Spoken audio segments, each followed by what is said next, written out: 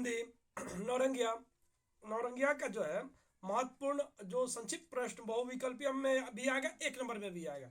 तो मैं एक ही बार क्या किया हूँ, लघुत्तरीय प्रश्न का कर दिया हूँ। तो इसमें बहुत ही इंपॉर्टेंट क्वेश्चन है, ये देखिए इसमें सब पढ़ के जाइए तो 2 से 3 मार्क्स का, 1 से 2 मार्क्स का जरूर ही इसमें से आएगा। तो देखिए जैसे कि सर्वप्रथम हम लोग देखते हैं क्या है, इसके कवि कौन है, कैलाश गौतम। अगर ये कविता नहीं पढ़े तो एक बार जाकर के जरूर पढ़ लीजिएगा, तो इससे बहुत ही सुविधा होगा। देखिए जैसे कि पहला नंबर बहुत ही इजी क्वेश्चन है आप लोग के लिए भी, कि सबसे जो पहला नंबर है वो है नौरंगिया कविता के कवि कौन है। तो ये तो याद करना बहुत ही जरूरी है, जो कि है क्या, नौरंगिया कविता के कवि कौन है, कैलाश गौतम जी है। जी है।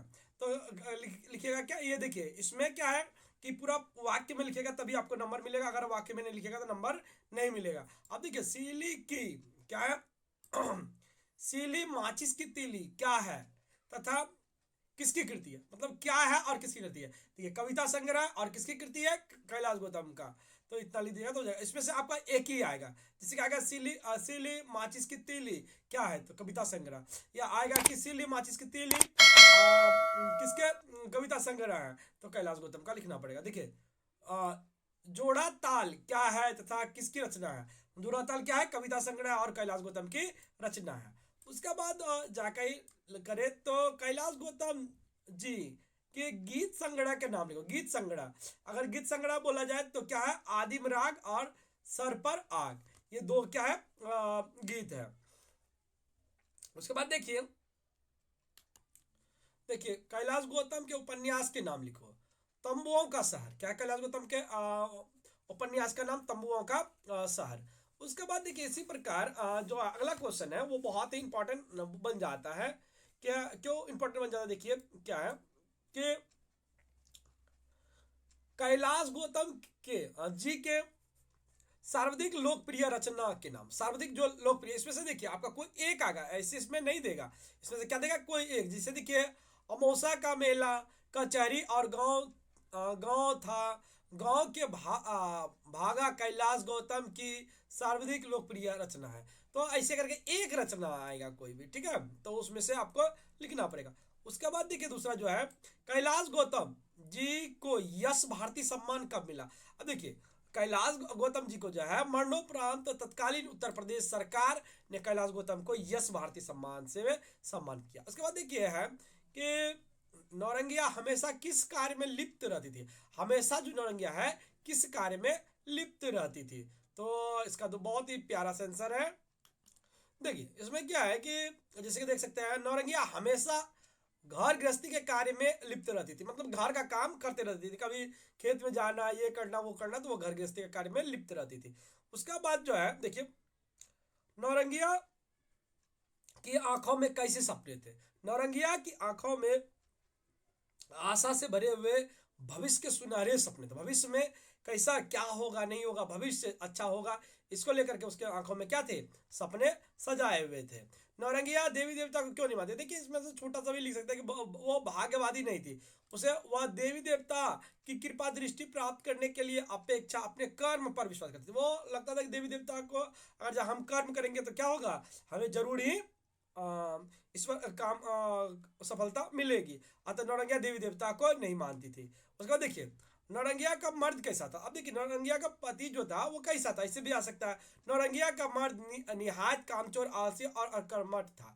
तो ये भी लिख सकते हैं, नहीं तो वो देखिए निखट्टू था, लिखा हुआ है कविता में निखट्टू, तो वो भी दे सकते हैं आप लोग कि नौरंगिया के पति क्या थे, निखट्टू तो थे। इतना लिख दीजिएगा तो हो जाएगा। उसके बाद देखिए जैसे कि यहाँ पे दिया हुआ है, देखिए नौरंगिया के लिए सबसे बड़ी चुनौती क्या है। नौरंगिया एक सुंदर एवं आकर्षक नारी है। नौरंगिया के लिए सबसे बड़ी चुनौती लेखापाल और ठेकेदार जैसे लोगों की बुरी नज़र से स्वयं को बचाना है। उनका जो सबसे मेन प्रॉब्लम है कि वो किसी भी प्रकार ये जो लेखापाल है, ठेकेदार है, उसके बुरी नज़र से बचना। नौरंगिया कहाँ की रहने वाली, नौरंगिया गंगा के पार की रहने वाली। नौरंगिया कौन है, नौरंगिया गंगा पार की रहने वाली एक कृषक महिला है, इतना लिख सकते हैं। उसका देखिए लाल न होता ऐसा कोयला का क्या अर्थ है। देखिए यह एक मुहावरा है जिसका अर्थ है जलावन के भी काम न आने वाला वाला अर्थात अनुपयोगी। अगर अनुपयोगी भी लिख देंगे तो हो जाएगा। क्या लिखिएगा तब, यह एक मुहावरा है जिसका अर्थ है अनुपयोगी, तो इतना लिखिएगा तो आपका आंसर कंप्लीट हो जाएगा। उसके बाद अगर जाए अगला नंबर की तरफ बढ़े,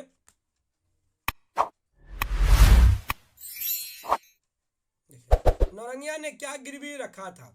नौरंगिया ने अपने गहने को गिरवी पर रखा था, तो इतना लिख दीजिएगा तो हो जाएगा। मतलब नौरंगिया का स्थिति बहुत ही खराब था, दयनीय था, तो इसलिए वो क्या की थी, गहना को गिरवी पर रख दी थी। उसके बाद देखिए आता है दूसरा करना, गरीबों की ये नौरंगिया ने अपने घर, हाँ, गरीबों की मार सहते हुए भी नौरंगिया क्या नहीं भूलती है, गरीबी की मार, यहाँ पे गरीबी हो, गरीबों का हो गया, गरीबी की मार सहते हुए भी नौरंगिया क्या करना नहीं भूलती है। देखिए गरीबी की, यहाँ पे भी हो जाएगा, गरीबी की मार सहते हुए भी नौरंगिया विविध भारती सुनना नहीं भूलती, और विविध भारती सुनती है, क्योंकि उस समय का क्या था, विविध भारती एक रेडियो का चैनल था जिसमें गाने दिया करते थे। नौरंगिया कविता का मूल उद्देश्य क्या क्या था। देखिए नौरंगिया अगर जाकर ये है, यहाँ पे भी लिख देंगे तो कोई दिक्कत नहीं है। नौरंगिया कविता का उद्देश्य भारतीय कृषक महिला के दयनीय जीवन दशा का वर्णन किया है। मतलब इसका जो है कि इसमें क्या है कि किस पहला प्रकार जो भारत में रह रही है कृषक महिला का दयनीय मतलब खराब स्थिति है, तो उसी के बारे में दिया गया है। देखिए उसके बाद क्या है कि नौरंगिया कविता का संदेश क्या है। नौरंगिया कविता का संदेश है कि देश के आज़ादी के बाद भारतीय कृषक महिला के जीवन दशा में सुधार करना, भारत के महिला, इसके बाद देखिए शोषण और जुल्म से मुक्त करने के लिए ठोस कदम उठाया जाए। देखिए 20वां नंबर क्वेश्चन जो है, देवी देवता को कौन नहीं मानती है। नौरंगिया देवी देवता को नहीं मानती है। 21वां क्वेश्चन, नौरंगिया को क्या पता नहीं था। देखिए नौरंगिया को छक्का पंजा नहीं पता, मतलब किसी प्रकार का छल प्रपंच उसके मन में नहीं था, इतना भी लिख दीजिएगा तो हो जाएगा। उसके बाद देखिए नौरंगिया किसके बल पर खेती करती थी। देखिए नौरंगिया स्वयं के बल पर खेती करती थी, क्योंकि उसके पति जो थे निकम्मा थे, वो कोई काम नहीं करते थे, इसीलिए क्या करते थे, वो अपना बल पर खेती करती थी। उसके बाद देखिए यहाँ पे है, नौरंगिया किसके साथ शान से जीती है। नौरंगिया पति के साथ शान से जीती है। नौरंगिया क्या गिरवी रखा था। नौरंगिया ने क्या गिरवी रखा था, तो अपने गहनों को गिरवी पर रखा था नौरंगिया। उसके बाद क्या है, नौरंगिया के सीधेपन की तुलना किस से की गई है।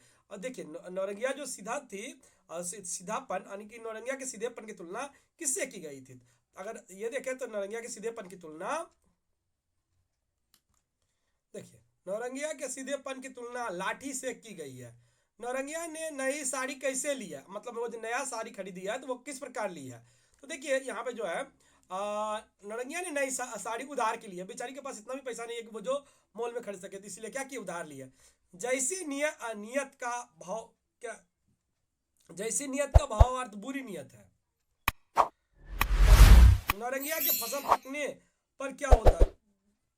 देखिए वो बेचारी सोचती है कि मेरा फसल पकेगा तो मैं क्या करूंगी, अपने जितने जरूरत है सबको पूरा कर लेगी। लेकिन जैसे ही उसका फसल पकता है, फसल पकने पर ही महाजन नौरंगिया को दिए गए कर्ज को वसूलने के लिए सिर पर आखरा होता है। मतलब कि वो उसके पास समक्ष आ जाता है, बोलता है कि देखो अब तुम्हारा फसल पक गया, तुम मेरा पैसा क्या करो, दे दो। तो इसीलिए ऐसे लिखना है। देखिए ताकतवर से कौन लोहा लेती है। देखिए भले वो गरीब है लेकिन वो ताकतवर से लोहा लेती, मतलब कि झगड़ जाती है, और सही बात है तो उसके लिए वो झगड़ जाती है। तो ताकतवर से क्या करती है, ताकतवर से नौरंगिया लोहा लेती है। लोहा लेने का अर्थ क्या है। अब देखिए लोहा लेने का क्या अर्थ है, लोहा लेना मतलब इसका अर्थ क्या है, तो देखते हैं। देखिए लोहा लेने का अर्थ है डटकर जवाब देना। विविध भारती क्या, देखिए विविध ये आया भी है 2-3 बार, तो ये देखिए विविध भारती आकाशवाणी का एक कार्यक्रम जिसके आग्रह फरमाइश पर लोकप्रिय फिल्म गाने सुनने जाते थे। देखिए विविध भारती में आप लोग, अभी तो नहीं है, पहले था, अभी भी शायद होगा कि नहीं होगा पता नहीं।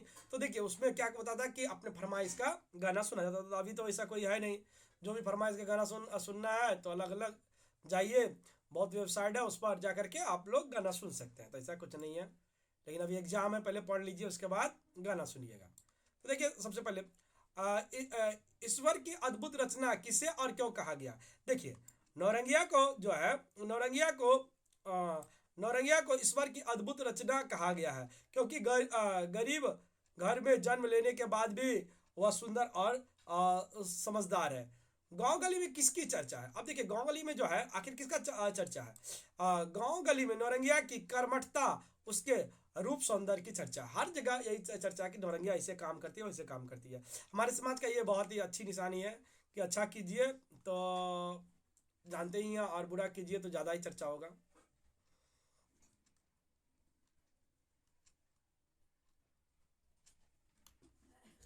नौरंगिया जगह रहने तक किसके आगे पीछे भागते रहती? देखिए नौरंगिया जगह रहने तक काम के आगे पीछे भागते रहती है, वो कभी आराम नहीं करती है, हर समय कुछ ना कुछ काम करते रहती है। नौरंगिया बहुत ही कर्मठ है, इसीलिए वो हर समय क्या करती है, काम करते रहती है। इस प्रकार देखिए हम लोगों ने क्या किया कि ये 34 के 34 जो है संक्षिप्त प्रश्न जो भी महत्वपूर्ण है वो सारा हम लोगों ने कर लिया। अगर इससे पहले देखिए और सब भी नहीं किए हैं तो आप लोग जाके प्ले लिस्ट में जाकर के देख सकते हैं।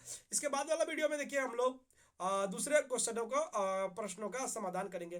तो जैसे कि इसके बाद वाला वीडियो में देखिएगा आप लोग व्याख्या मूलक और नौरंगिया के चलचित्रण भी मैं जल्दी ही अपलोड कर दूंगा।